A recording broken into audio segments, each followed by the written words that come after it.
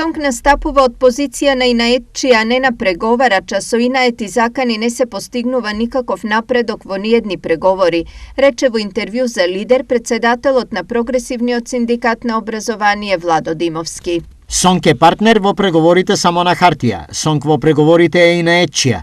Знаете што би значило процентуално зголемување на платата на наставниците и процентуално зголемување на платата на председателот на Сонг? Нека си ја пресметаат процентуалната разлика наставниците на своите плати од 24.000 денари и навработените во Сонг со плати до 70.000 денари, па ќе ги видат разликите и поради што Сонг ги втурна во штрајк, кажа Димовски. Според него, процентуално покачување на платите би значило и раздор меѓу вработените во образованието. Наставникот со основица ќе добие зголемување за 2400 денари. Наставникот ментор, директорот, помошниците директори, раководителите на смени 3000 и над 3600 денари. Лидер на синдикат, кој е професионалец во синдикат или регионален представник на синдикат, ќе добие 6000 па до 18.000 денари.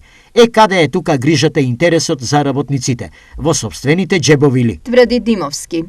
Во меѓувреме, додека Сонг продолжува со штрајкот, вчера се одржа прв состанок на владината работна група и представници на ССМ за креирање нов општ колективен договор во јавниот сектор, што беше заклучок од последната владина седница.